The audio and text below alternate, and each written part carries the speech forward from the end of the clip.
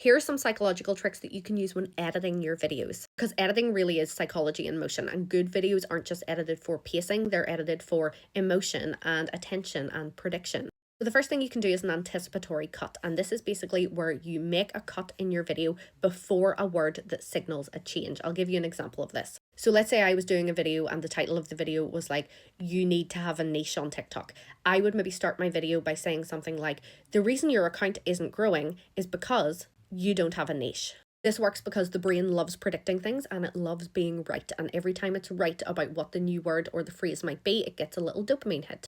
The next thing you can and should do with your content is pattern interruptions every 3 to 5 seconds. So every 3 to 5 seconds, there should be something going on visually in your video, whether it is like a cut, a zoom, a change in background, text on the screen. You shouldn't assume attention with your content. You need to earn it. If you want to keep people watching the whole way through, this is a really good technique for that. The next thing is emotional pacing, so making sure that the pace at which you edit your video matches the tone of the video. So if it's a really like emotional video where you're opening up about something vulnerable, keep the pacing slow, slow zooms, things like that. And if it's a funny video or something that's very urgent and direct and to the point, then you would keep your editing snappier with shorter cuts and clips.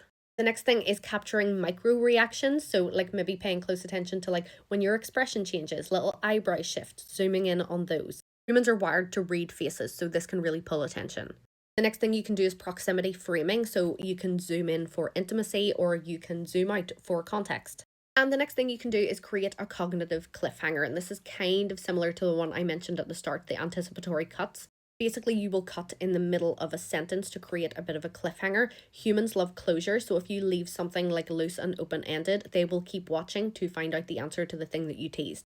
So this could be a storytelling video where you're like, I was midway through my shift when my boss came in and said something that changed my life forever. And then you would cut to a new scene and then maybe say something like, what she said will blow your mind. And then you cut again. Keeps the audience watching for closure, essentially. Give those things a try, and you don't need to be like some kind of master editor to be able to do these effectively. Like I am not amazing at editing and I do these sometimes and it really does help with the engagement on my videos.